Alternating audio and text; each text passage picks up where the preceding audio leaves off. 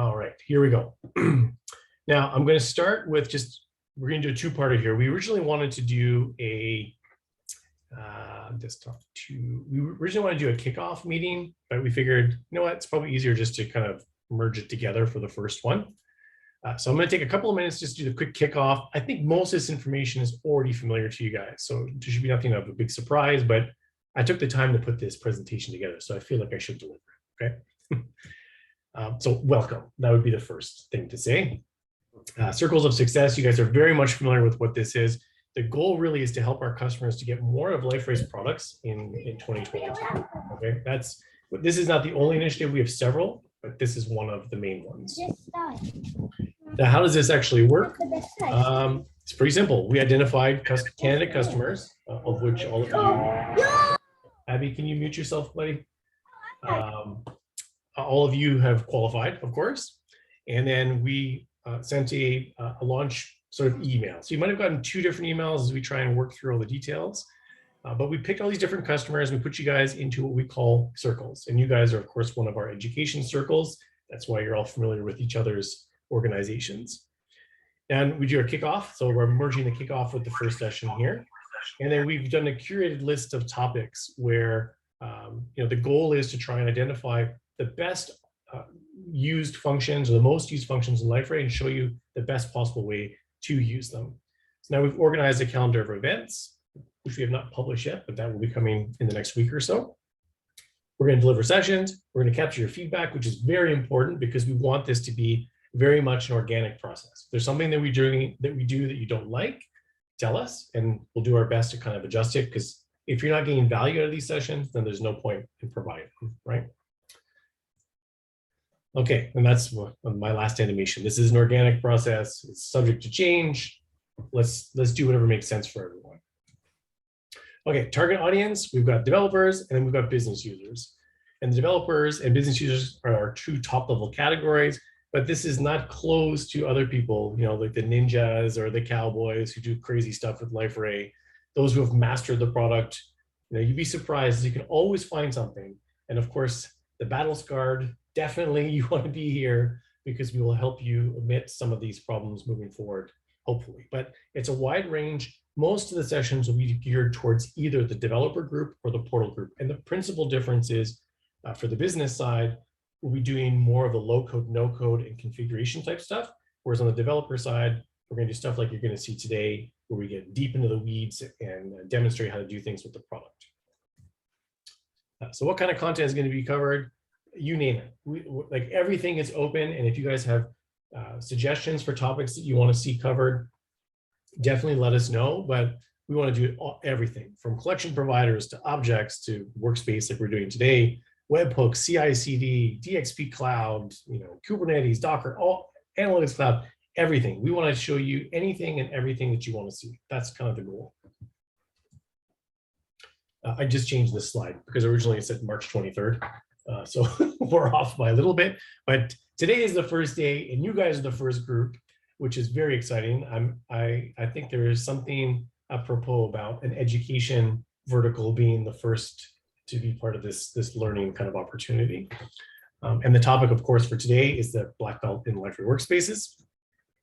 You would have gotten an email invitation and we will continue to send those to you for future sessions, okay? And that's basically it. So does anyone have any questions at this point, or can we just jump right into the actual workspace topic? I'll take that silence as no questions. One question that might be going through your mind is, how often are we going to do these?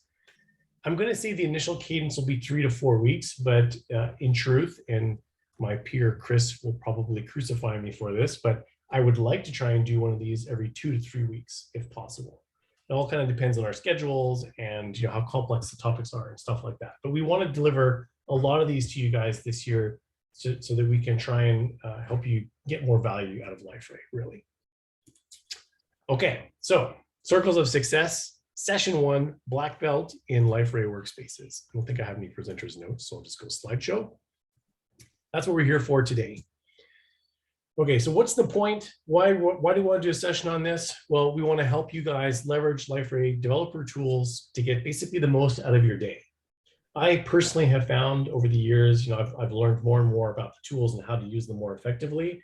And I can't believe how much faster I'm able to deliver solutions, that customers ask for by being able to leverage Liferay's tools to its fullest capabilities. And, unlike most other companies, Liferay has a strong commitment to its tooling and to our customers who need to leverage those tools, which means that you don't just have to provide, feature requests for the product itself. If there are things you'd like to see the tools do as well, Chris and I work very closely with the tools team, and you'll see in this session an example of that. And so we're always looking for feedback, whatever it is, whether it's the IDE or the Blade command line, portal, doesn't matter. Okay, so the breakdown for today's session looks something like this, and it's similar to what you got in the email invitation. We're going to do a quick background on workspace theory. That's this presentation we're working through now. Then we're going to look at getting started with the workspaces. We're going to understand some of the nuances, different configuration files, why it's structured a certain way, that kind of stuff. Then we're going to look at working with bundles. However, it'll be scoped to Tomcat specifically, of course. Then we're going to take a look at the mysterious configs folder and how you can really use it to your benefit. We're going to talk about the brave new world of Docker and look at some examples of that. And then, actually, I don't know if it's a brave new world anymore, but Docker, let's just say. And then the secrets revealed, that was in the email, handling full bundle releases, which might be actually some new information to some of you guys as well. And then we're going to wrap it all up with talking a little bit about the future state with LXC and LXC self-managed, which is LXC self-managed is the new name for DXP Cloud, in case you weren't aware. In terms of scope, for today's example, it's going to be on my Mac, of course. I've got Java 11 running. I prefer to use the Blade command line tools, and I'll share with you some insights as to why I think you should use them too.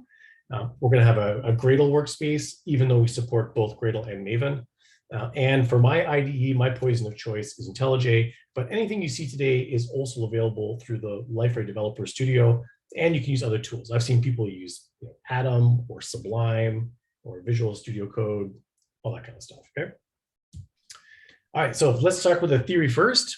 What is a Liferay workspace? It basically represents the sandbox that's used to encapsulate the solution that you're working on and allows you to manage, maintain, and deliver said solution. Okay, so it creates a nice kind of boundary, especially for customers that have more than one Liferay application that they have built. And if you only have one, I would highly suggest that you find a way to expand your scope into more than one, because once you get these tools working and you understand how to start sharing resources between different Liferay applications, you'll see that Liferay most likely can be used for a lot more than you're using it with now, okay? Why do we use Liferay Workspaces? I will tell you, honestly, when I made the move from 6.2 to 7, I moved from Maven to Gradle, of course. And at first, I didn't really understand the value of the workspace, and I had historically always kept my pieces separate. And it kind of annoyed me to some degree that I had to put everything all together. But over time, and after working with it through more than a dozen projects, I now understand why the workspace is valuable. And the biggest value I think it provides is that it gives you that clean separation between a multitude of different projects and tools and all that kind of stuff. So that clean separation so that you can influence one project without influencing another is one of the main value propositions. It also provides a whole bunch of tools within it, and that's really what the Liferay workspace is. A lot of tools to accelerate your dev, and we're going to take a look at a number of those today, obviously. Benefits. Well, there's tons of configuration options. You can tweak and tune it to meet your needs. It does a lot of automation for those repetitive tasks. And once you have things configured, it can save you a lot of manual steps. Simplifies using the tools such as BND and Docker, right? You don't have to be a Docker expert to use Docker in Liferay Workspaces. You actually only have to know 2 or 3 commands, and Liferay handles all the complexities under the hood for you. And the BND tools, which is an important part of managing the OSGI kind of paradigm. If you try and build OSGI services on their own, there's actually a lot that you have to do. And the BND tools make it easier, but it's just another thing you have to learn. With Liferay Workspaces, we wrap all these things together so that you don't have to learn these kind of bespoke technologies. You can focus on the solution you're trying to provide to the customer, your customer. Provides templates for faster developments. We'll take a look at that, of course. There's going to be a command to manage the runtime. That's basically managing the bundles and the configurations and stuff like that. And there's so much more. Like there's just a ton of tools that you can use with the Blade command line tool and Liferay Workspaces. How does it work? I mean, in a nutshell, it is a program to run programs, right? Gradle is our build tool, or Maven is our build tool. We have a series of tasks or targets that you can run. And then that basically kicks off applications that have predefined functions and code that run to perform some larger action for you. And that's really where the time savings starts to get recognized and where the complexity can be hidden for you. One thing I forgot to do, but I'll follow it up with you guys. I do want to provide cheat sheets at the end of these sessions where applicable, with like shortcuts for the commands we show you and stuff like that. One of the things that this cheat sheet will include is a reference in our Liferay source code repository to where you can find the code that's used for Liferay Workspaces. So you can actually go in there and you can look at the Gradle tasks that have been built by our tools team to understand the behavior and how they perform. Okay, let's talk about one quick example, and then we'll go into the actual live demonstration, okay? Let's talk about unsynchronized team-based development, because this is probably the most common problem that I have encountered over the years, pre-Liferay Workspaces and pre-using Liferay Workspaces the way it's intended to be used. Let's say you have two developers. You've got user A and user B. User A sets up the environment, so they're the first person in on the project, and then they push that workspace into a repository for everyone else in the team to pull down. So user B then checks this repository out, and so now A and B are synchronized, right? They have the same version from GitHub, let's say, and they have all the same files in the same state. Then they both get to work, one working on feature X, the other one working on feature Y. User A determines as part of their work that they need to make a change to the portal.txt file. They need to modify some default setting that Liferay provides to be some other value. And they do that, and they change it in their bundle, they restart their bundle, and they basically continue on, and they finish their feature X, and then they push their work. Now, for feature X to work correctly, though, it relies on this change that's been made to the portal.txt. And you're doing this kind of in the midst of development, you're in flight. You don't always think to broadcast a message to the team to say, hey guys, I changed this portal.txt file. You better change this setting on your side before you integrate my code with yours. So what usually happens is most people will pull the latest changes, and then you break their environment, which leads to kind of the grumpy face, right? And the bigger the team gets, the more likely this is going to occur and the more frustrating it is. And it seems like a trivial kind of thing, but I have seen a lot of time on projects wasted trying to figure out why something's not working. And it ends up being something obscure, like a true should have been a false, or an A should have been a B kind of thing. And if you use Liferay Workspaces properly, you can actually omit this situation entirely. And that's what we're going to talk a lot about today. So keep this kind of use case in mind as we go through the rest of the session. Okay. Questions so far, or should I just jump straight into the goodies? Okay, no questions. I love it. Either I'm doing a really good job or everyone's asleep and it doesn't matter what I do. Okay, so where I want to start is just quickly highlighting again the tools that are available to you, right? So developer tools that you can install, they're pretty wide in terms of what your options are. Personally, I prefer to use the Blade command line tools, as I said, and the main reason for that is because they are, let's say, poison of choice agnostic. Whether you work with IntelliJ or Liferay Developer Studio or VS Code, it doesn't matter at the command line level.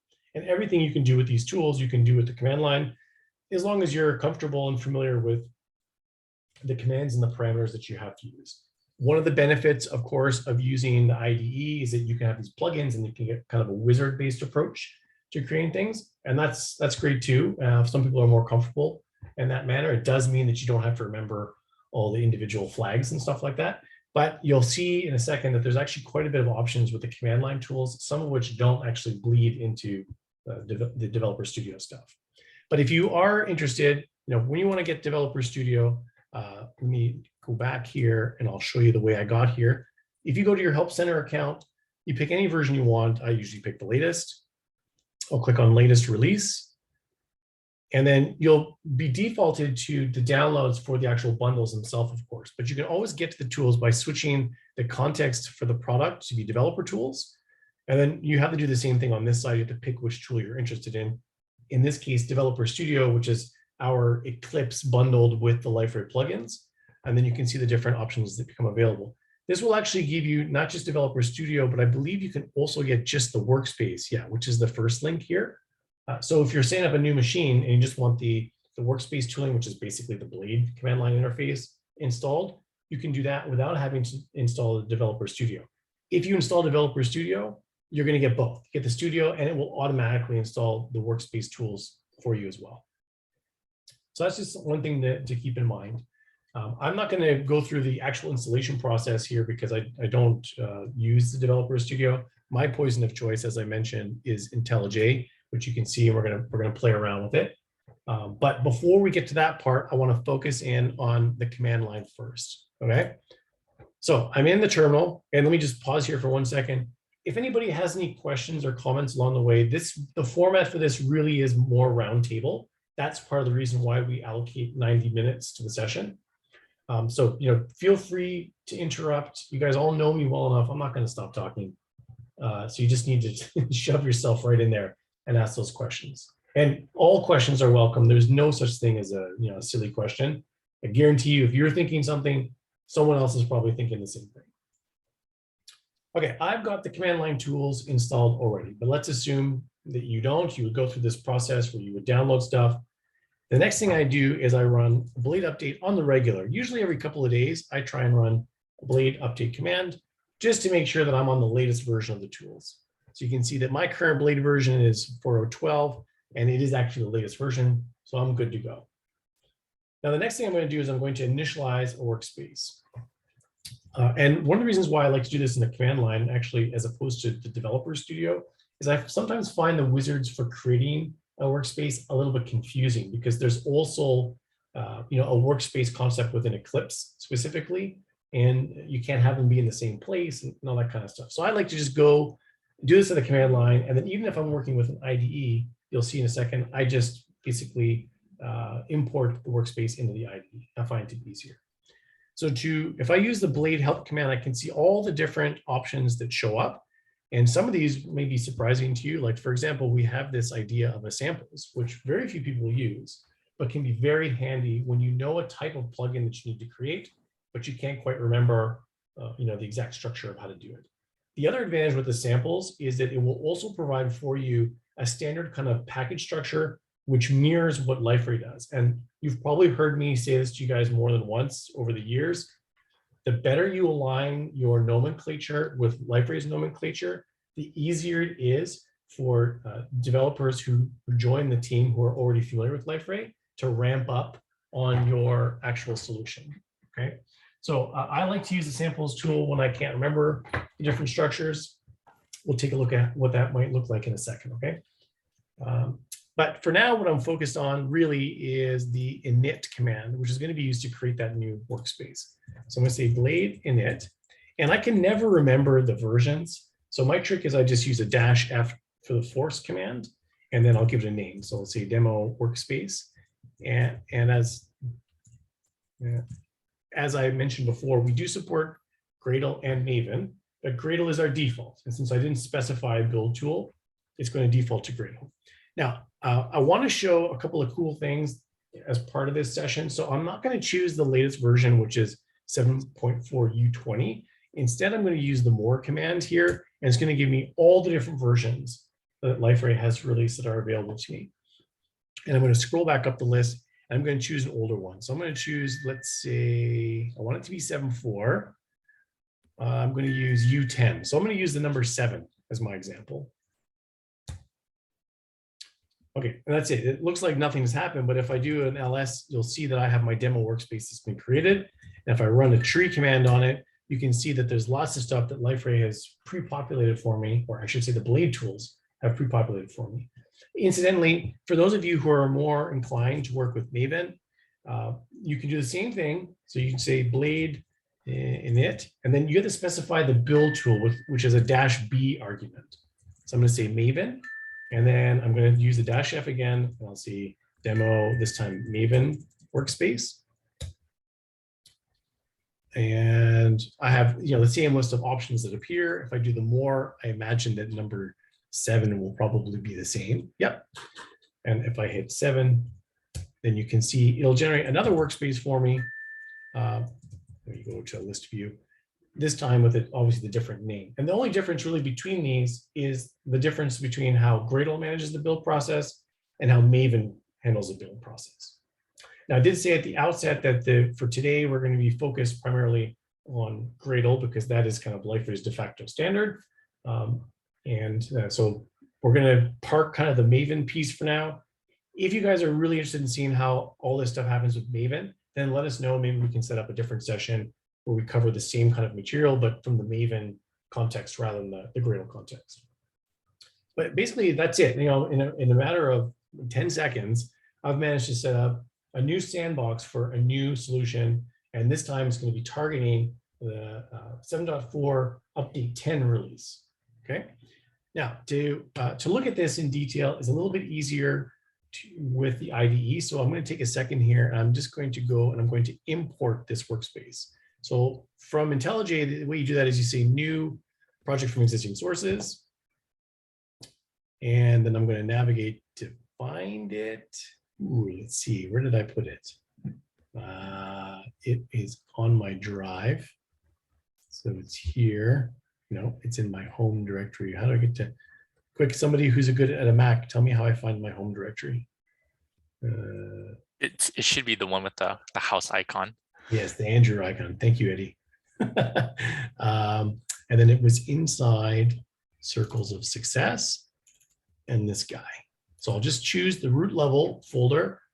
It's going to be Maven, so I'll click Finish. I'll choose this window since we don't need the Liferay source code for this session. And I'll give that a second, and it's just going to import everything. And the nice thing with IntelliJ, as with Eclipse, is that you get a lot of tools that help you kind of navigate all the different nuances of Gradle. I mean, Gradle can be very simple, like the way I like to use it, but it can be crazy complicated as well. But with IntelliJ, you can see I have this view enabled where I can see my Gradle tasks. So it shows me my root level workspace, and then I can see all the different tasks underneath in terms of the categories. And then within each category, what kind of low-level tasks can be performed. I'm sure a lot of you guys are already familiar with this. And if I open my project side here, you can see, if I expand this, here are the files that were generated as part of that initialization operation. Now, let's understand the workspace. And I apologize to anybody who's familiar with all this stuff. Hopefully you find a few nuggets here and there that you weren't familiar with, you can take away. But I'm hoping that some things from today are not going to be familiar to you. When I look at my workspace, the first thing I want to kind of draw your attention to is I want to draw your attention to the settings.gradle file. And inside this file, so I'm going to close that up, make this a little bigger. I have a few things that are important to take note of, right? So for example, I have my repositories here, which point to the Nexus repositories that Liferay maintains. But this is basically where all my dependencies should come from. So if you have an internal Nexus repository or an artifactory or something, you're going to want to add it here. I often will add Maven Central, which is a macro that Gradle provides for you, which allows me to use the public repository because I'm often using third-party libraries as part of my development. But if you have an artifactory or Nexus repo or whatever of your own, make sure it's the first one on the list because you're probably going to want your repo to be the first one that's referenced for dependencies in the event that you have a dependency that's also in, for example, Maven Central. Now, the next thing I want to draw your attention to is really this line right here, where you see the COM Liferay group with the plugins Gradle Workspace and then a version. There is no simple command to update your workspace version of Liferay. That's actually one of the things that Chris and I want to talk to the tools team about, because we think it'd be great if you could run a blade command within the workspace where it automatically update to a newer version for you, the latest version, let's say. Unfortunately, that doesn't exist as of yet. But what you can do, if I switch back to my browser here, is you can go to our Nexus repository, and you can get that URL right out of that settings file. And if you search for this particular plugin name, it will show you all the versions that are available. And so if you're on, let's say, version, as most people have been lately, it seems like 2.1.13, for example, you can see that, oh, there's a lot newer version that's out. 3.4.38 is the latest. If I switch back to my IDE, you'll see that I'm not even on the latest version. So if I wanted to update to the latest version, I would change this to be 38. And we are going to change it a little bit later. So I'm just going to leave it like this for now. But the blade tool is not always in sync in terms of the templates with the latest version of the workspace, because the workspaces can be released fairly often. The reason you want to keep pace as best as possible with the workspace is not just because it affords you new commands that you don't necessarily have available to you right now, but it also provides you bug fixes. Okay, so things that aren't working now, there'll be a fix that's pushed out, but we don't have the same kind of announcements model. It used to be the case that you could go to the GitHub repo and you could, star the repository and, follow the repository for releases and then be notified. I don't know if that's still working because I haven't received an email in some time, but it could just be my account. But anyway, the point is, the settings.gradle file is the first place you want to go anytime you're working with a project and on a regular basis to double check your version history, your version of Workspace, and to make sure all the repositories you need are available to you. The next thing that I want to look at, which again, you guys are familiar with, is the Gradle.properties file. However, my Gradle.property file might look a little bit different than what yours looks like, depending on how long ago you initialized your workspace. If you created your workspace definitely pre-version 3, I'm trying to think if in version 2 this changed. At any rate, I know older workspaces, this file will have a lot more information in it, and most of it is commented out. The way we used to do it was we put all the properties that were available in this file by default, commented them all out, and left their default values to be the ones that were used. The problem now with this approach is you might not be aware of what keys are available or what the default values are, but we've done a better job of organizing it with this getting started. So if you were to initialize a new workspace the same way I've done here, you would see this getting started markdown file that is generated for you as well. And if I open this up, I actually have a markdown viewer installed, makes it easier to see. It's not just the properties, there's all sorts of useful information in here that tells you like how to run it Liferay locally, how to use it with Docker. So anything that I talk about today that you don't quite remember, you can always go back to this file to reference it. So most of the time when I'm working with a Liferay solution, even if it's an existing one I'm looking to upgrade, let's say I'm on 7.2 and I want to go to 7.4, I won't actually try and upgrade my existing workspace. I'll initialize a new workspace so that I get the latest version of the template and everything. And then I'll move the properties over that I need to, because most of the properties are actually commented out in the older version anyway. This file is really useful though, because it doesn't just tell you the property, it also gives you an explanation of what that property is used for, what you might set it, possible values that are allowed, all that kind of stuff. So really, really a lot of invaluable information. And we're going to refer back to this file more than once in this session. Now, if I go back to my Gradle.properties file, one of the things that may be unfamiliar to some of you, depending on how old your workspace and your solution is this line number 10, where you have Liferay.Workspace.Product. If we go back to version 7.1, 7.0, you will remember that the Gradle.properties file had the group for the reference to a dependency, the name of the dependency, and then a version trailing on the end. And the best example to use actually is the portal kernel dependency, because in 7.0, I know that it ranged from 1 to 2, or was it 2 to 3? No, from 2 to 3. And then in 7.1, it became 3 to 4. 7.2 became 4 to 5. But then as you moved into 7.3, actually it became a little bit more random. The point is that when you wanted to work with a particular version of Liferay, you could specify the dependencies, but it was up to you to also go and find the versions that were associated with those dependencies. And that's fine for the initial implementation, but it meant upgrades could be very time consuming just from a monotonous updating perspective. I remember I once did an upgrade that had 120 individual modules. I think maybe even more than that for my own site. And I had to go through every single build.gradle file and change all the versions from 2 to 3, because of course, if your dependency doesn't match the runtime, your modules won't start.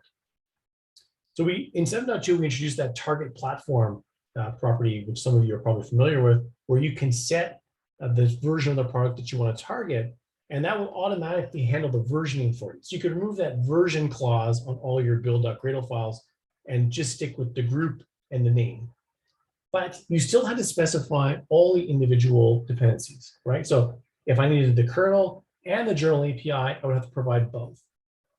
With this version, with this Liferay product, workspace product, the model gets even simpler, because what happens is you end up creating your modules referencing what is a superbomb. It's a bill of materials, and the bill of materials associated with this particular value will contain the manifest of all the versions that are necessary for all the different APIs.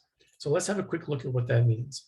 What I'm going to do is I'm going to switch back to my terminal, and I'm going to go into my demo workspace, and I'm going to go into my modules folder, and I'm going to use Blade with the create command. I'm going to specify an MVC portlet template, and I'll just give it a name of sample MVC web.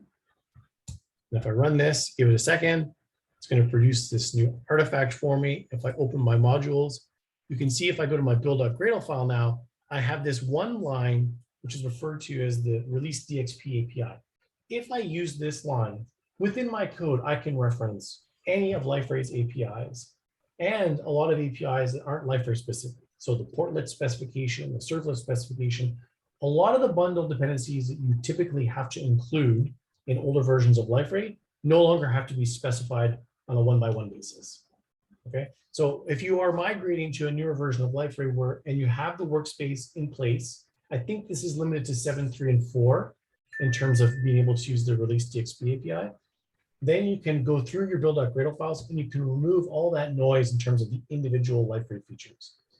I will tell you that when this was first released, I was among the dissenters who discouraged Liferay from doing this. I am ashamed to say, because I felt that it obfuscated solutions too much. And I wouldn't know from this sample web MVC, for example, which parts of Liferay it was dependent on.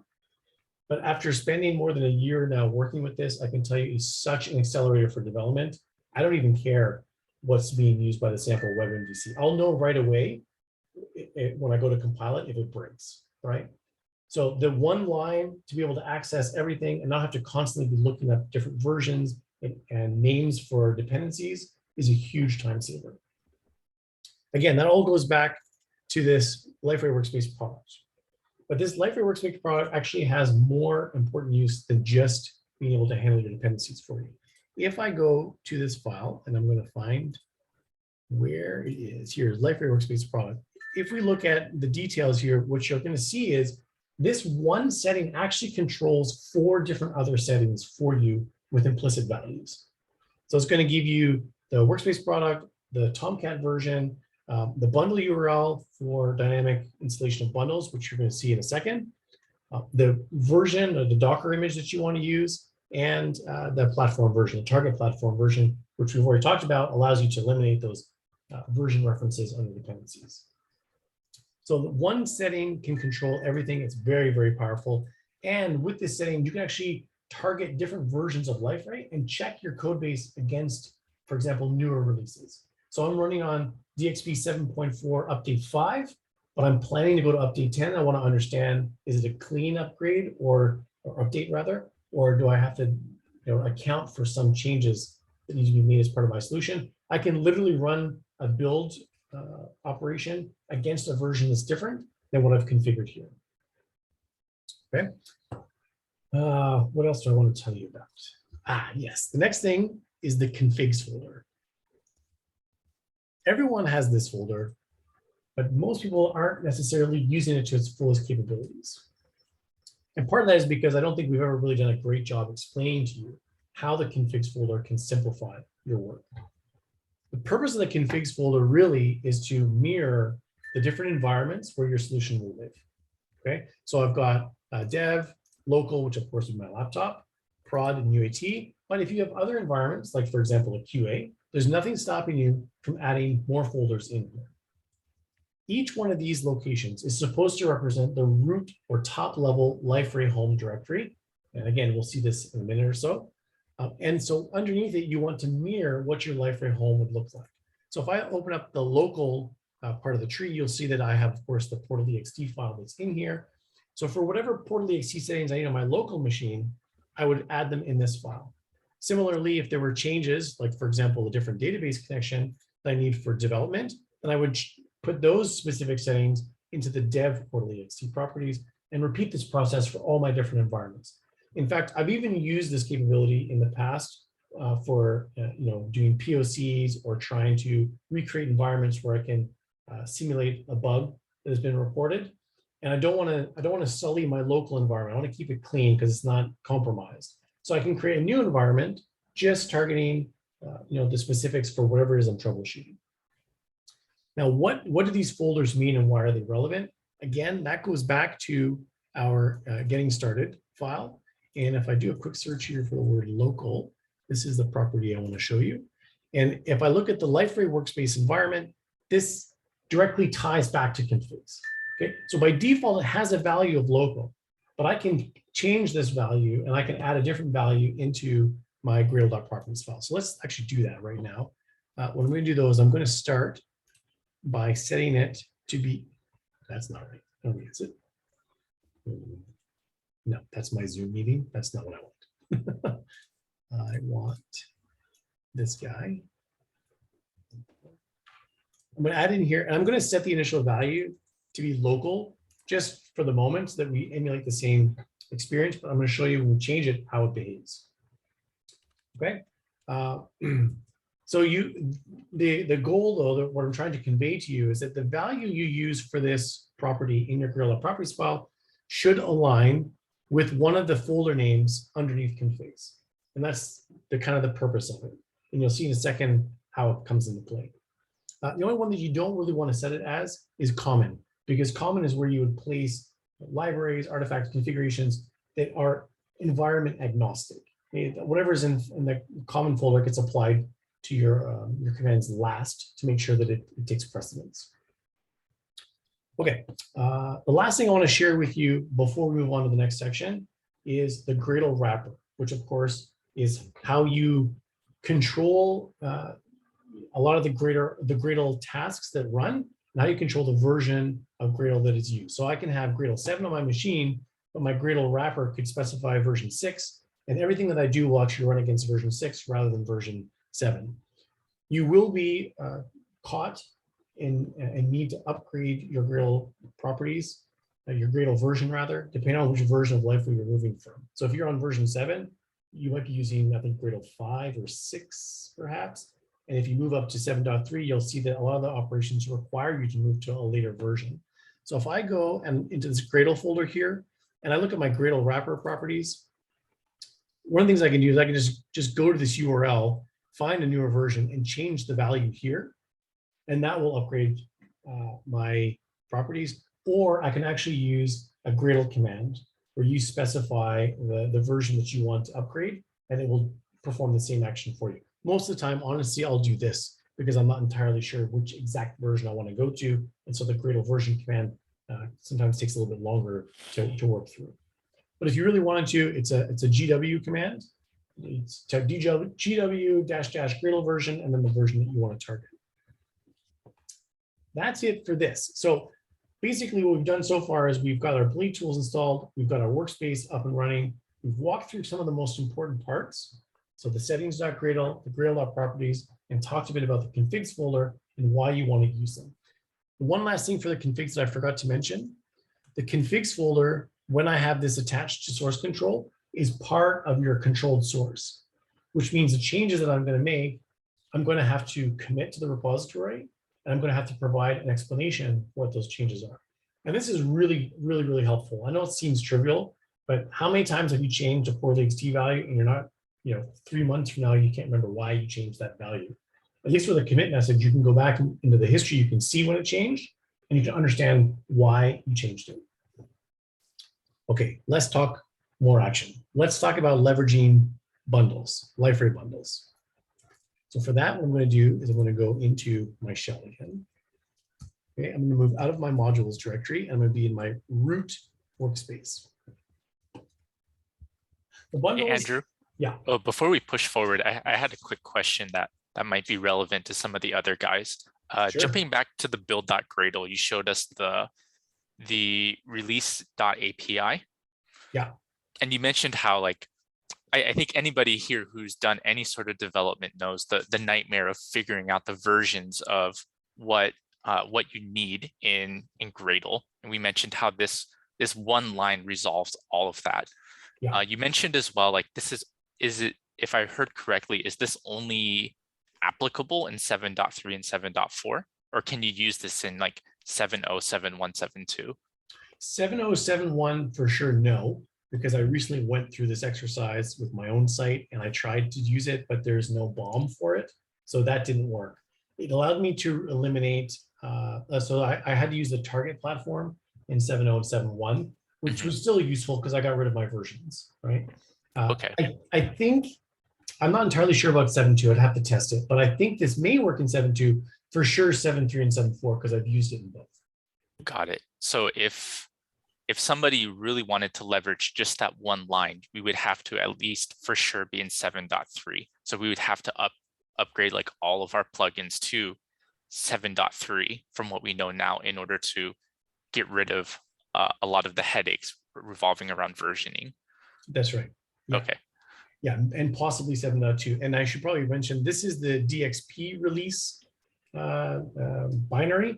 There's also the open source one, which is release.portal.api. So it's slightly different. Okay. But all this, everything we've done so far, for the most part, I think entirely applies to both flavors, the open source and the DXP. But of course, everyone here is a customer and you're using DXP because it's the superior version for obvious reasons. So yeah, you would use this. So I would say step one in migrating from, let's say, 7 anything to 7.4 would be to go through all your build.gradle files, comment out your existing dependencies and replace them with this one line. The only things you're not going to want to comment out are the third-party libraries that are obviously not going to be provided by Liferay that you're referencing. So for example, if you have payment integration and use the Stripe API, or you prefer to use JSON for your JSON processing instead of using our internal JSON API, those are dependencies you still have to do the compiling include or compile only statement, because they would not be part of this release DXP library. Okay. Anything else, or should I keep going? Hi, Andrew. Yeah, hi, Andrew. I have a question too. Sure. So this config folder that you mentioned about, I like the part where, we can put the portal ext properties, but I was wondering if any other, like platform, like for dev or UAT specific property files we can put in here as well. And will that be, automatically taken? Because right now we put it in the run configuration when we build in a specific folder and we read from that. But would this config help that as well in any way? Oh yeah, I'm getting to it. You're ahead of the curve here. That's what I'm going to show you next. Okay. Okay. Okay. So if I switch back to my terminal, we said that the workspace is supposed to be all encapsulated. Now, I'm going to share with you all the mistakes I've made in my Liferay career, which is 13 years now. So there's a long list. One of them was when I started working with 7 and I had the workspace, I continued to keep my ID and my runtime environment outside of my workspace. So I'd have this separate folder on my machine, maybe in /etc or /opt or something, where I would put my Liferay environment. And that was fine. I mean, you can never do it that way, and you can update your properties to point to it and all that kind of stuff. But it doesn't really make sense when you have this sandbox that you can use.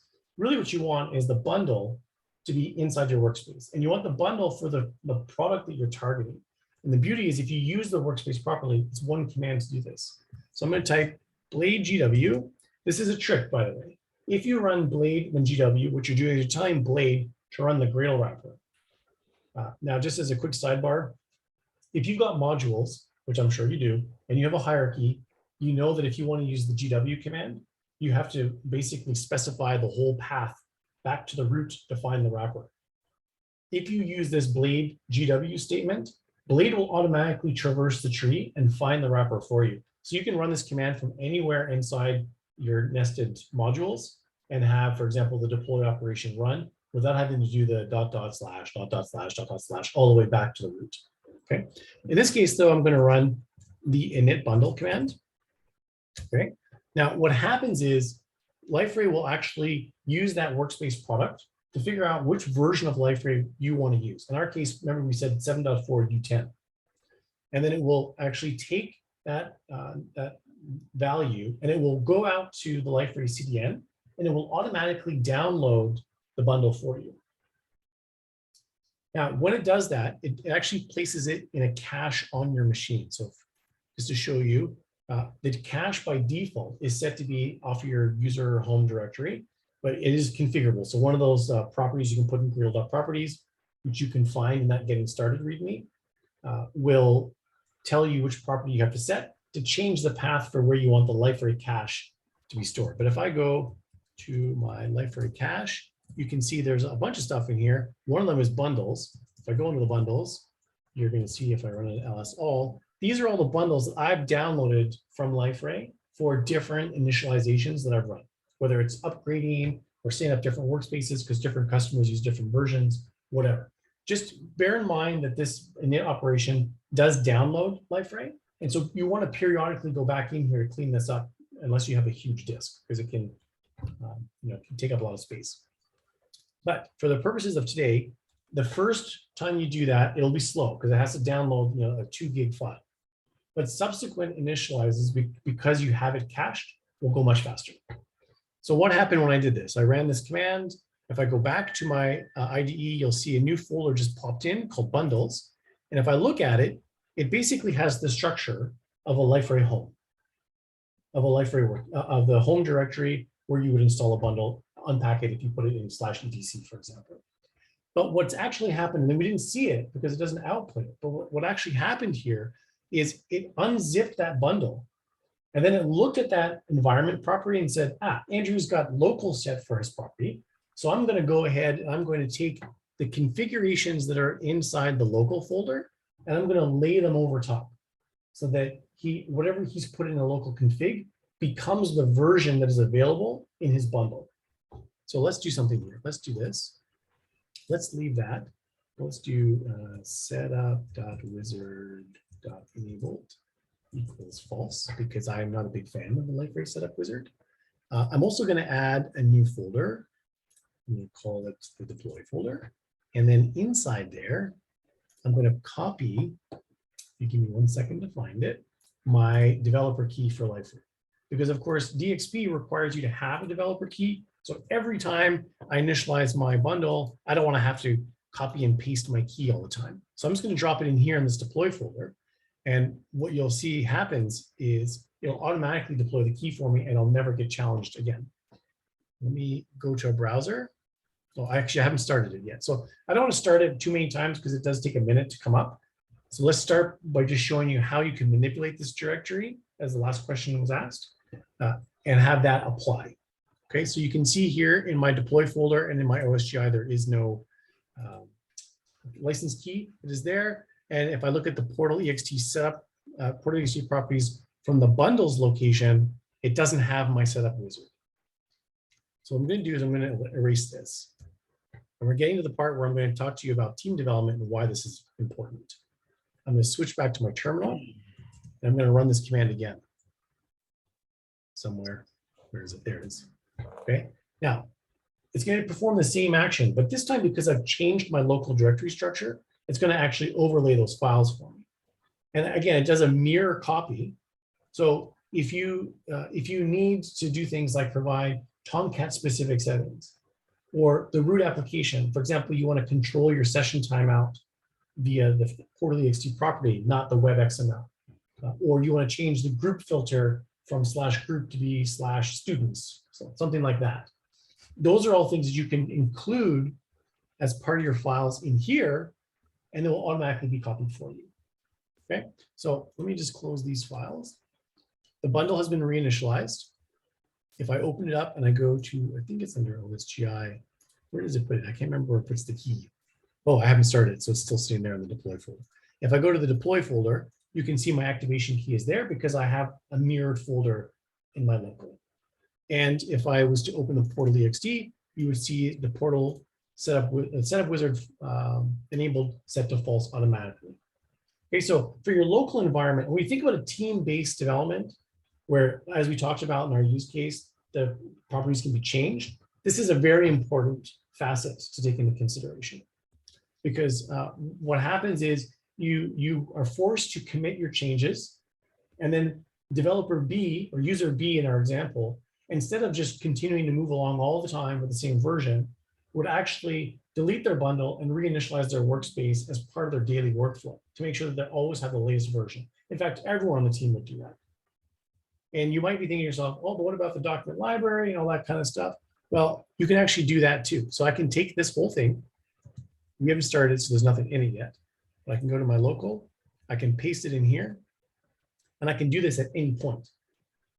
Now all the files get moved in here. And the next time I initialize my workspace, the data directory that results at the end of the bundle operation will be the data directory that's in the local. Okay, so if you were to create a version of Liferay, let's say you use hypersonic, which is usually what I do for my local development in truth, I'll add a bunch of sample data, my web contents, my configurations, my users, I'll add my documents and media, I'll create my forms, all that kind of stuff. All that's being stored in the hypersonic and in the documents and media, and even the Elasticsearch stuff, the index is being stored because it's the embedded one. If I copy all that stuff into my local config directory, I can now destroy that directory and reinitialize over and over again and always get back to the same state with the changes I've made, like a portal.txt property setting, for example, or a new file. And you don't have to include Liferay files only. Okay, so if I create a new file called Andrew.xml, I'll go back here, I'll get rid of my bundles, so it's gone. I'll switch back to my terminal. Actually, I can do it from here as well. The Gradle tasks all have it here. You can do it's on a bundle, init bundle. It will do the same thing. It's just says you have to type on the command line.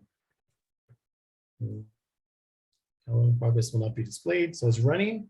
Just give that a second. The bundle will show up, and you'll find that Andrew XML file in there. So as I said, from a developer workflow perspective, this is really important in team-based development. And because you can do it differently for each environment, it allows you to work with something locally that is completely different from what you would do in development. So for example, let's say you use Docker. And I know you guys know on the call who you are because we've talked about this. Docker is something that is important from the environment perspective for, let's say, your dev, your QA, and your production. But for your local development, Docker is often a hindrance for productivity, in my opinion, because it takes a long time to spin up images and start everything up and keep everything separated, and the plumbing. You basically end up having to manage not just your Liferay customizations, but also the whole infrastructure behind it. When really what you're concerned with in local is developing the code that meets your business requirements. You're not worried about integrations with third parties. So you can use this local bundle solution, as I'm showing you here, to do fast development. And then you can have a completely different kind of configuration set up for your dev, prod, and UAT that uses Dockers or VMs or whatever the case may be.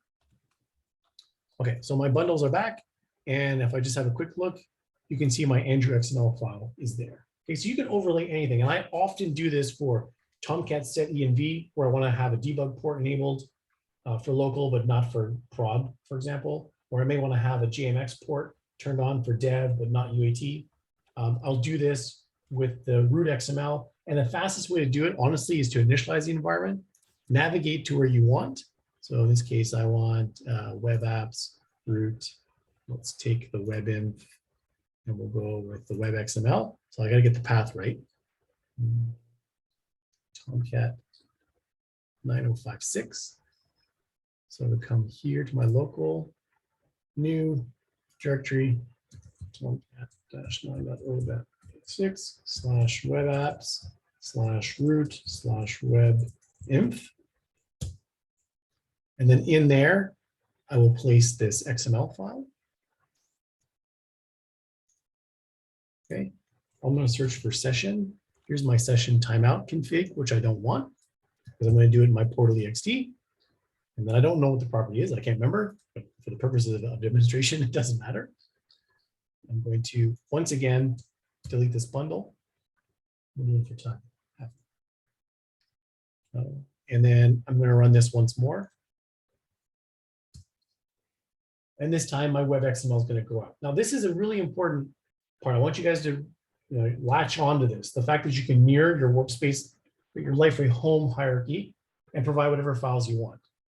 And I'm showing you like Tomcat configurations. I'm showing you portal.txt, but this also extends to things like the configs, the OSGI configs specifically. You see, I have the configs folder. It's empty right now, but if I had a specific set of settings that I wanted to always have enabled, you guys know you can export your configs from the system settings area or the instance settings area or the site settings area actually now. And you can place these physical files into your local configs directory. It'll, local OSGI configs. It has to mirror, of course. And it will automatically copy those config files into the correct location so that your settings are automatically applied as part of your bundle as well. So imagine that you have this all working and someone new joins your team. They basically have to check out their GitHub repository, run one or two commands, and their whole environment is up and running and they're ready to go. Without having to spend hours studying Liferay documentation or searching through Stack Overflow for an answer or whatever the case may be. Okay, I'm just going to close these files so we don't get them confused. I'll go to my Tomcat, and then I'm going to alert you to one gotcha that can be a nuisance, but it's a minor inconvenience. So this is the web XML from my bundle. You can see how it's commented out automatically. So if you want to do this in your local, because you want to control the session timeout to be a minute, but you're fine with 15 minutes in dev, prod, and UAT, you can leave those without this file, and you can only have this applied to your local. The one gotcha I want to point out is this. The Tomcat folder has the version reference for Tomcat in it. And the problem with this is with 7.4, the version of Tomcat can change between updates. So it's important for you to run this and then check to make sure that you don't end up with a duplicate Tomcat folder, which is what would happen. If I had, Tomcat 9043 in my local folder down here, then it would copy that folder into the root as we've been seeing, but I would end up with two Tomcat folders side by side, one with my settings and then one with the actual runtime, of course, because it wouldn't really overlay over time. Okay, now I have my bundle set up. Let's see if we can start it. Now you can go into the Catalina run command by going into Tomcat bin. You can also use the blade tool. Server, let's start, I think. Yeah, server start. It'll find the right place. It gives you the command that you can run to tail your log. So I'll just copy and paste that. And you can see that my server is starting. And if we pay close attention to the location, you can see that it's inside that bundles directory in my demo workspace. Okay, so the solution is encapsulated. Everything's in one place. And by using the configs and the properties, I can quickly switch between bundles. And I can also tear down and spin up workspaces very quickly. Anybody who's worked with disposable infrastructure, especially with something like Docker, understands the power behind this capability. In terms of version that I just referenced, if I want to suddenly target the new version of Liferay, all I have to do is go down here and I go to my build.gradle. I'm sorry, that's not it, Gradle.properties. And I change this value. Let's say I want to target U18. I'm not going to kill it because it's in the process of running right now.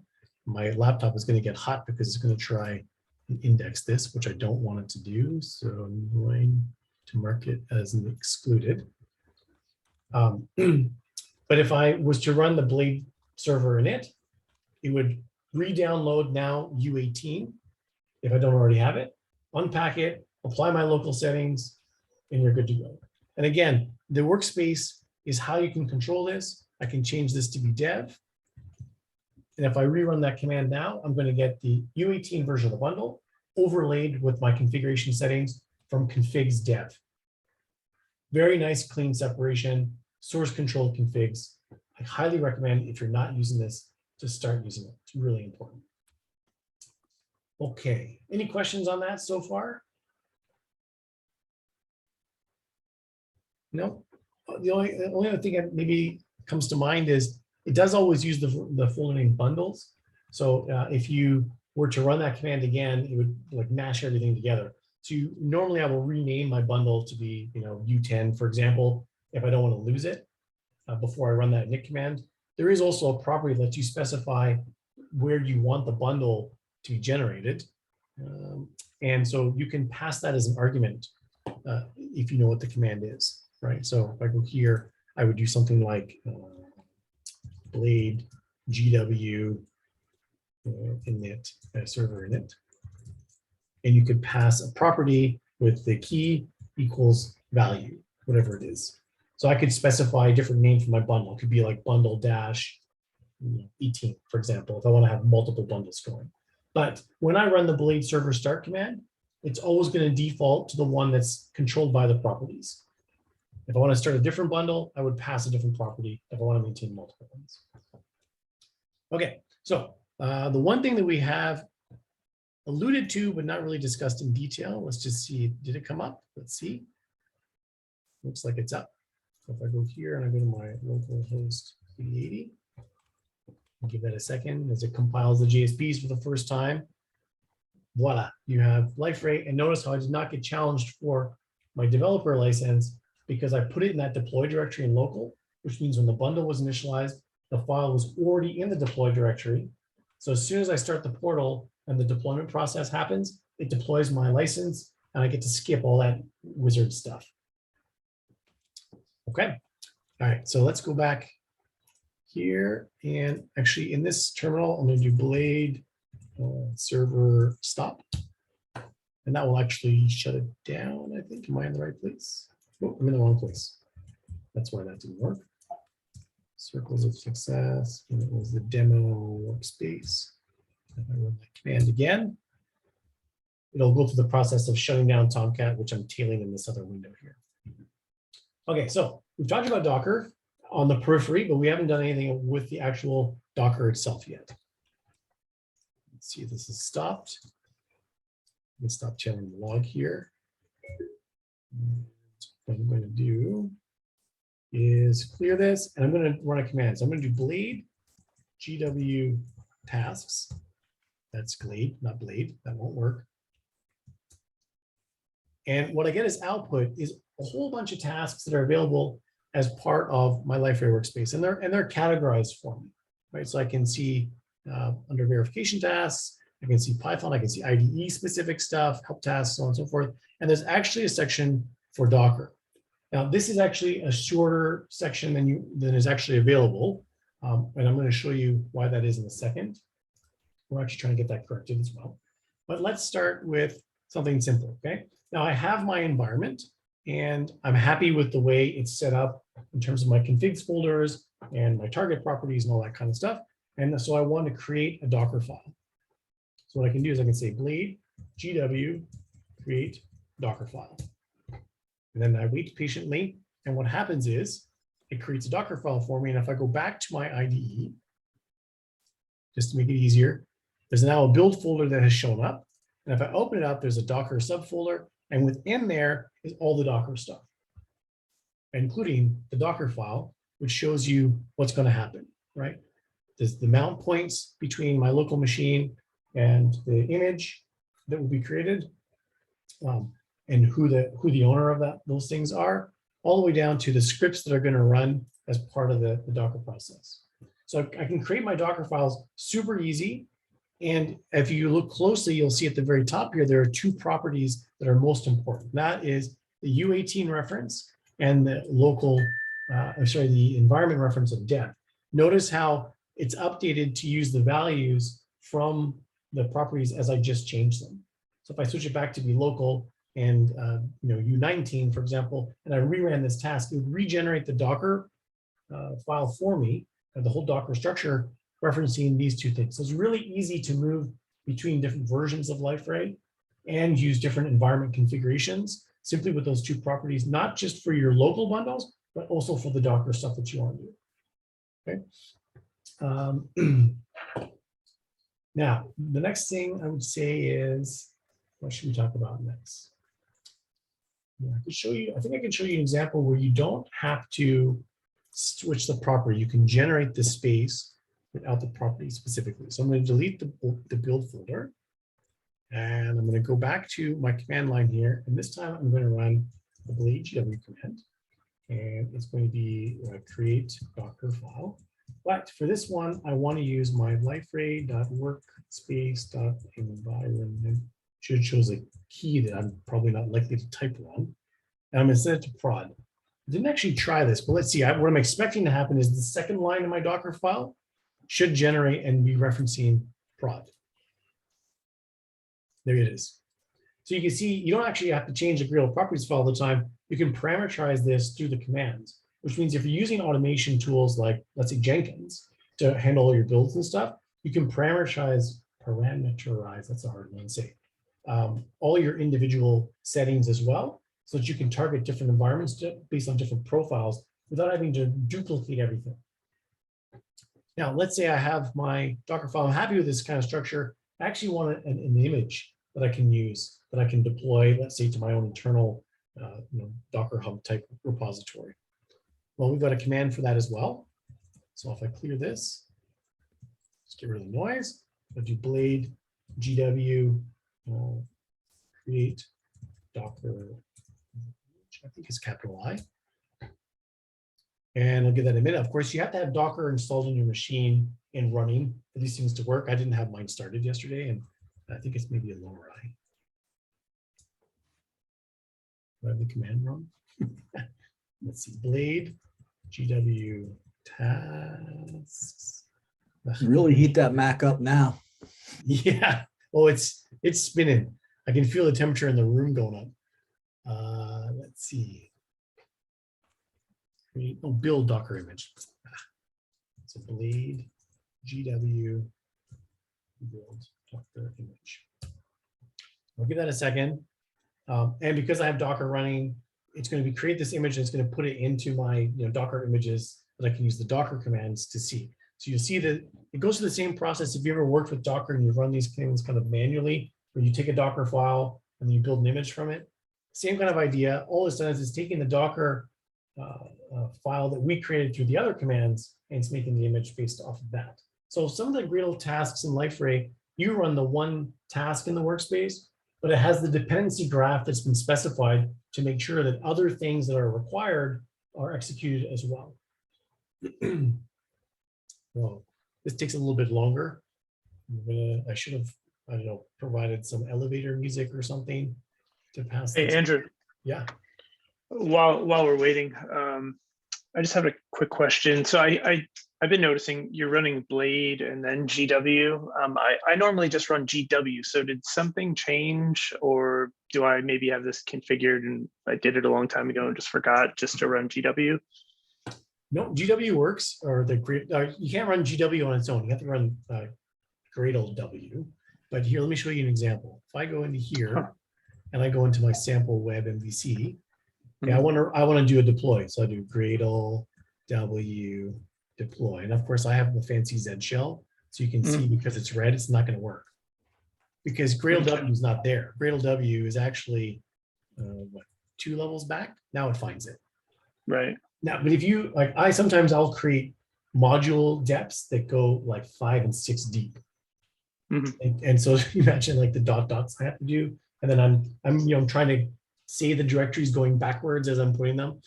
If you use the Blade GW, the Blade tool will automatically find the Gradle wrapper in the root for you. It'll traverse the tree back. Right. I remember you saying that. Okay. Yeah. So I just use this as a convenience method so that I don't have to worry about where I am in the workspace tree to be able to execute the Gradle wrapper. Okay.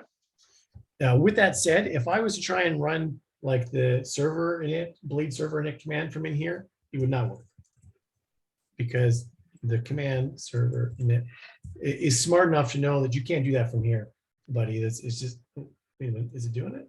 It's not supposed to do it. What do you know? Well, Is it might do that. Maybe it does a download, but it won't do the unpack or something. But normally, certain commands, they're contextual, and you can see that because if I go back to my demo workspace here and I close this up, I don't have the modules folder is not being picked up right now as code. But if it was, I would see a reference to the modules. And the Docker tasks that are available for a module are different than the Docker tasks that are available at the top level project, because I can't create an image or a Docker file for a module. So the only option I have for Docker commands on modules is to deploy them. But if I move outside of that directory structure higher up, then Gradle understands that my project context allows me to do more things. Hopefully I didn't just do that, did I? No, I did do it. Did it actually set it up? I'm not sure. We're going to delete it anyway, so it doesn't matter. But normally you shouldn't be able to do that. So my Docker is done. So if I do Docker image ls all, what you should see ls is you can see at the first line here, I have this demo workspace Liferay. It's pointing to the correct tag, the U18, which I have in my properties. And it's giving me an image ID. And now that I have an actual image that's been created, I can also say blade GW. Is it blade GW? Let me think for a second. Start Docker container. And voila, if I just wait a second, it'll fire it all up. And then once it's done that, I can do the Docker logs command. Logs -f. And I want to follow this guy, I'm sure.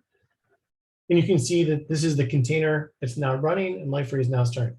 One of the downsides to using our Docker commands, I would say, is unless you're prepared to do the disposable infrastructure, it might not work very well for you, because we don't have the provision through our tools at this point to say, let you stitch together different images to have like your database be a separate Docker container and that kind of stuff.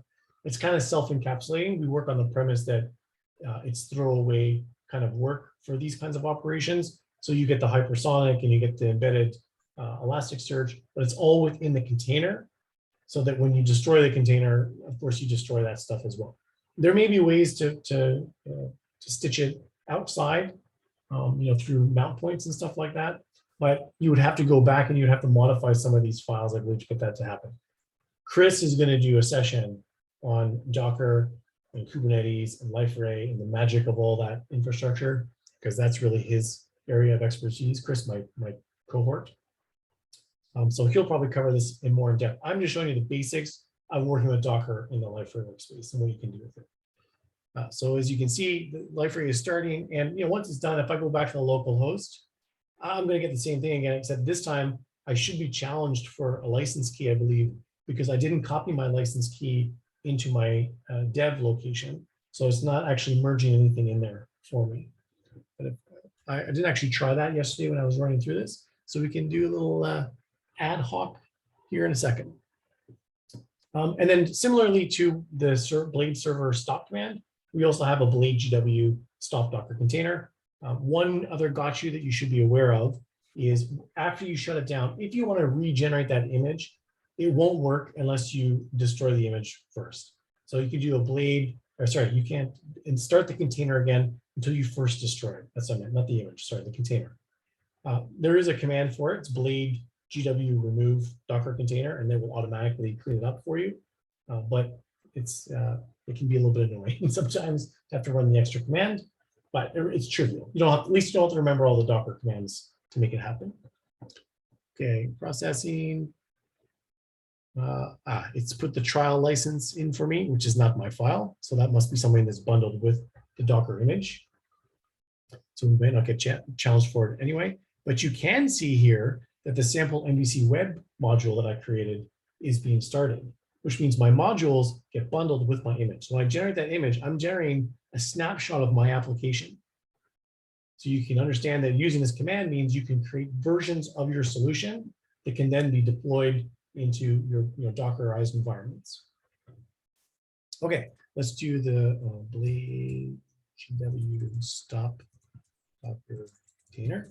And then once that's done, you might say, well, wait a minute, when we did the tasks command, stop Docker container, why doesn't that work? Oh, because see, there's an example where it won't work because I'm in the wrong place. I'm in the modules. You might say, but when we ran the tasks command, there was only 3, and I don't remember seeing the start and the stop and the remove container commands. And that's true, because what I found was we have a number of Docker commands that are actually uncategorized as Docker. So only those 3 have been flagged as Docker category, and which is why they show up in that section. The other ones actually show up somewhere else. And to see them, you have to do blade GW tasks, and you have to add the -all. And if I do that, you'll see that in the other section, which is this one, the other tasks, if I scroll down, now I can see my Docker deploy, which I would use for modules, of course. That's also in the other list though. But if I scroll down, start and stop Docker container, and then I think that where's R, remove Docker container. So you get more of the options. You can see them in the IDE as well. Just make sure you're at the top level of your workspace, choose the other category, and then you'll find them all in there. So I can run them from here as well. I don't have to do them from the command line. Okay, we're getting close to time, and I want to cover this one last section. Actually, there's 2 sections to go, but this one is probably the most relevant for anybody who's on 7.3 beyond service pack, beyond or including service pack 3 or higher, or anyone going to 7.4. In case you did not hear, although you probably would have heard it from me by now, Liferay is no longer doing service packs and fixed packs. We are doing full bundle releases as part of our releases, our updates. What does that mean for you? Well, that means that when you download a package, you download the complete thing, the same way you would when you were setting up a net new server. The advantage with this is that it's a much more predictable release cycle. 7.3, I think we're still trying to recognize this, but for 7.4, we have managed to do weekly releases for more than a quarter now, consistently, and there's no sign that that's going to stop. So there's a lot of improvements that come with this process. However, it also can create a little bit of a headache for our customers because you no longer run just the patching tool to update to a new version. You need to actually set it up. So remember I said, I used to set up my bundles externally. I would use the OPT Liferay, for example. Actually, what I would do is I would do OPT/Liferay-U18, for example, and then I would create a symlink. It would point OPT Liferay to the U18. And then that way, if I installed another version of Liferay, I could change my symlink to point to U19 and U20, and all my environment kind of references, which point to OPT Liferay, the symlink itself, continue to function, even though I'm pointing to new versions of the product. Hopefully you guys are doing the same thing. If you're not, definitely try that out. It'll save you some headaches. However, the real risk when Chris and I were talking about this, that we found with this new approach is it can be time consuming to set up, but more importantly, it can be error prone, right? If we go back to our configs example, imagine in my local environment, you see all these changes that I've made. If I wasn't using the configs structure and I was doing these changes manually, every time I update Liferay, I run the risk of forgetting to do something. And because I'm not using the old bundle anymore, I'm only using the new bundle, I run the risk of breaking an environment as part of an upgrade process. So what Chris and I did was we went to the tools team. We said, you know what, this is pretty cool. And we like this idea. We can help customers understand the benefits and the drawbacks and all that kind of stuff. But what we're missing is a tool that can make it easier for them. Now, there is another tool that I have not told you about yet. Another command, I should say, a task. And it is blade GW distBundle. What that does is it actually creates a tarball with the stuff you need in it.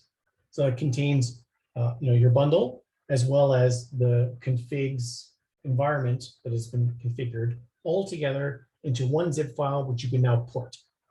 Right, so that's pretty cool. But if you have multiple environments where you're trying to do this, which you're trying to do this for now dev, UAT, QA, prod, maybe you have a sit or a staging environment as well.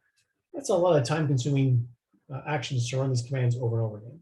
So what we did was we worked with the tools team. We said, can we get a new command called distBundle tar all? There's also a distBundle zip all. You have to pass a property. So it's Liferay, and just make sure I get this straight because it's a long one. Liferay.workspace.dist.include.metadata equals true. Okay. Now, when I run this command, what it's going to do, and it takes a minute, so I'll describe what it's doing while I run it. Please work. Oh, wait, no, it's not going to work because I didn't update my environment yet. Okay, so here's an example of a command I'm trying to run, and it says, I don't know what you're talking about. That thing doesn't exist. And that's because I got the wrong version of my workspace specified. So I'm going to go back to my setings.gradle. I'm going to update this. You want to be on 3.4.36 as a minimum version to get access to this command. Okay, so I've changed that. Now I'm going to go back to my terminal and I'll run this again. Hopefully this time it picks up my workspace change and it's happy. As you can see that it's working. So what it's doing is it's actually performing a lot of the singular tasks for you in automation. It's creating the bundle, it's applying your config changes, it's deploying your modules, it's doing all this stuff. It's basically creating your solution for an environment. But rather than you specifying one environment at a time, it's going to go through and it's going to do all the environments that you have specified in your configs folder. So it's going to run this process for dev, for UAT, for prod, and it's going to produce for you 3 separate bundled or tar balls, in this case, because I ran the tar version, or zip bundles, if you run the zip version, that are ready to go. So you have these packages, you can just take them, secure copy them, FTP them, whatever it is you have to do to get them to the individual environments. And then once they're in those environments, you can just unzip them, repoint your symlink, and everything should be good because you've set up your configs so that all the individual bespoke customizations that you need are going to be lined up and copied in place for you automatically. So this one, I think it takes 2 to 3 minutes to run because there's a lot of like downloading and copying and all that kind of stuff that happens. But once we'll just let this run in the background, and when it's done, I'll show you where the output is, and we can look at what those files look like. While this is running, I'm just going to move on to the last section because we only have a couple of minutes really left here. And I want to talk to you a bit about, we mentioned LXC and LXC SM. So LXC SM, which stands for LXC Self-Managed, Liferay Experience Cloud Self-Managed. That is what we formerly referred to as DXP Cloud. And for LXC, that's Liferay Experience Cloud, which is a new SaaS-based offering, which we're working towards.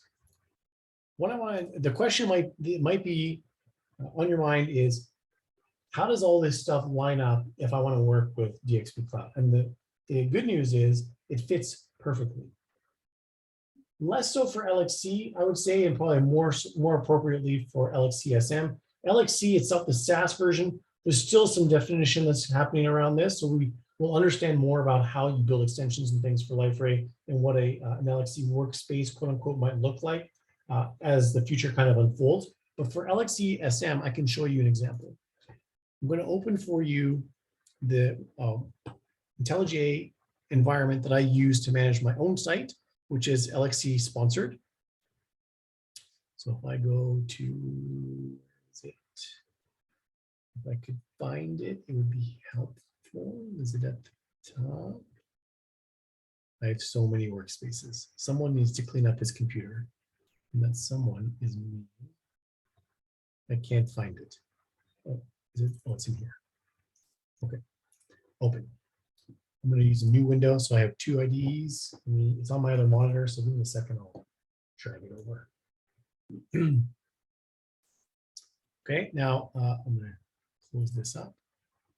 We don't need that. Let my Mac think about it for a second. I've asked it to do too many things at once, so it's upset with me. That's why it gives me the spinning ball. But if I could just get it to, well, what I'm going to show you is that the top level workspace contains folders that represent the individual components of a Liferay environment. Okay, so you can see a few of them up here, right? I can see there's a backup directory, there's a CI directory, which is a reference to our Jenkins that comes automatically with LXC self-managed. There's the database, there's Liferay, and if I was able to scroll down, I would show you below that you have the Elasticsearch as well. But if you look at the Liferay folder, the Liferay folder contains everything that we've looked at so far for the Liferay workspace, right? It has my bundles directory, it has my configs, it has, did it close up? Close up, yeah. So you can see search, this is the Elasticsearch, and then the web server for the Nginx stuff. So each one of these has its own configurations. It uses the same model that we've been looking at. But if you were to move to cloud and you wanted to maintain the same kind of developer workflow with your your plugins and your customizations, you do it. You just do it within the context of one subfolder lower where your Liferay workspace becomes the Liferay folder itself. And as you make changes here and you push those changes, the cloud solution is smart enough to recognize those push actions, automatically generate builds, and provide for you a really simple UI to be able to deploy those customizations. We're going to cover that in another circle of success, so that you get a deep dive into how the cloud works and how awesome it is and how much time it can save you. But in the meantime, I just wanted to show you that everything we looked at today translates seamlessly into the world of our cloud, our PaaS offering. And I imagine something similar will probably be true of LXC once it's ready. Okay, let's go back to our terminal. It's still building it. Chris warned me that this could take some time. I probably should have started it at the outset.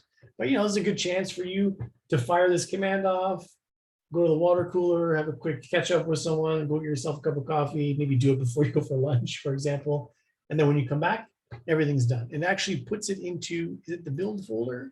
I think it's the build folder, and then under dist, you'll see, you can see actually some of the artifacts are being created. Let me just make this wider if I can find the right pixel. So there's the build for my development environment.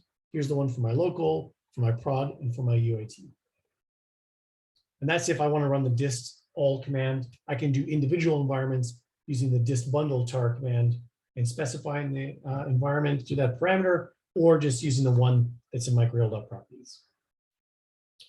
Okay, wow, 129. I could not have cut this any closer. I'm fine to go over by a few minutes if anybody else needs to stay and ask questions. But that's what I wanted to show you guys for today with the Blackbelt and Liferay Workspaces, all these different tools and techniques. And once you get the hang of them, you will build so much faster and with so much more consistency, not just with your own work, but also across your team. Is there any questions I can answer for you guys?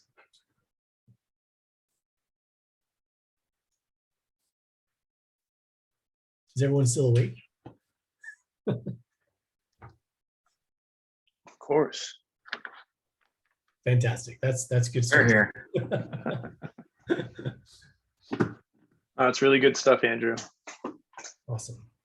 I mean, hopefully you guys, like I said, I'm sure some of this has been very familiar to many of you.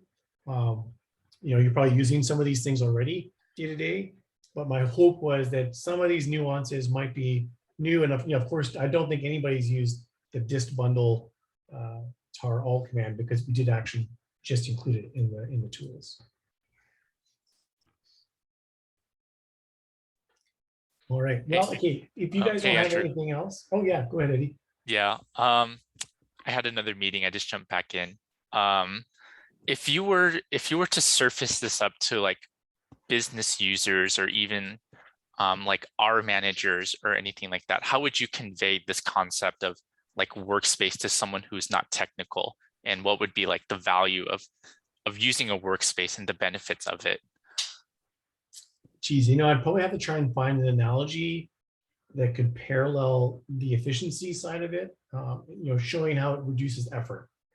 And so I'd probably use something like, because, unless you're a developer, a lot of this doesn't really translate very well into your world. But I'd probably say something like, there are two ways to get to the second floor. There's the staircase where you have to walk all the steps yourself, and then there's an escalator. Using the workspace is like having an escalator, or maybe even an elevator, where you're able to accomplish the same end goal, but you do it using a tool that automates a lot of the redundancy or a lot of the process for you to get you to your end result much faster than you would be able to otherwise. I mean, like every time we add a new feature, and honestly, I've talked about, we did the tasks all command. You saw there are like dozens and dozens of commands. I've only looked at maybe a dozen. There's commands there that can automatically generate language bundles for you. There's commands there that will watch your plugins, and we'll look at some of these in future sessions, where as you make changes to your plugins, the deployment happens automatically. And I know these are simple, little trivial things you think, but I don't know if anybody here has ever worked with a tool called JRebel, but I used to use JRebel a lot. And one of the things that JRebel did was it did this automatic deployment thing, and it would track how many times it did it, and it would have like some kind of rough metric where it would try and compute how much time it saved you in terms of hours and days. And after using it for a few months, it would say to me like, hey, I saved you 2 weeks worth of time by automatically deploying your stuff. That's kind of how I see the Liferay Workspace. They're small tools and they're little conveniences, but because they're at your fingertips, they allow you to work that much faster, and compounded over time, it can yield huge savings.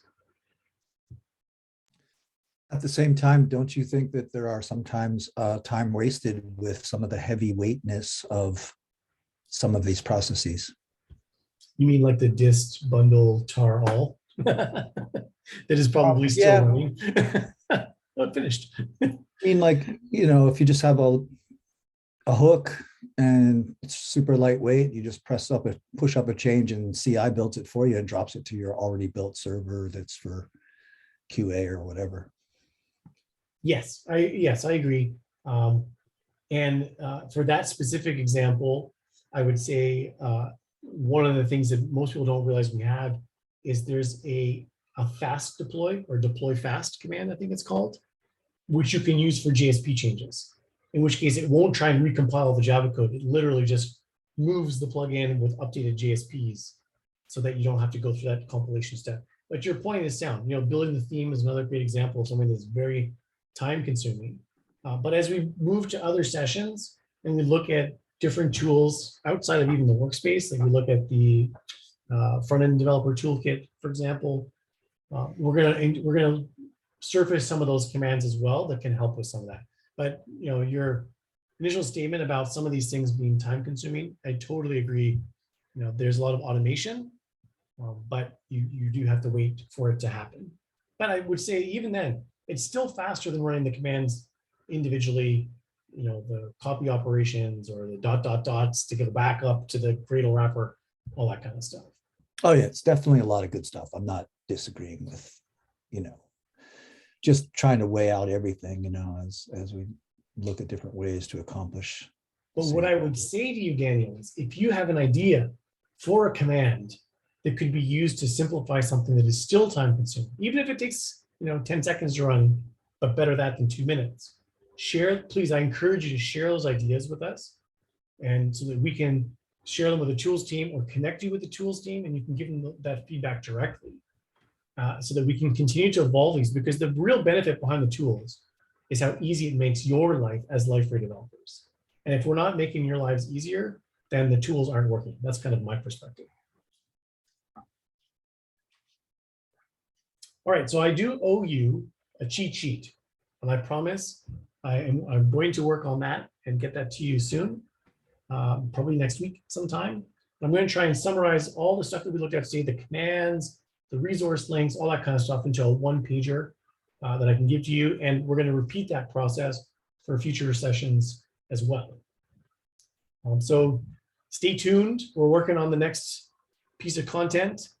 And yeah, I guess that's it. If you have any feedback, definitely we welcome it. If you have any recommendations on things you'd like to see improved or changed or done differently, please, we welcome anything you guys have to share, honestly.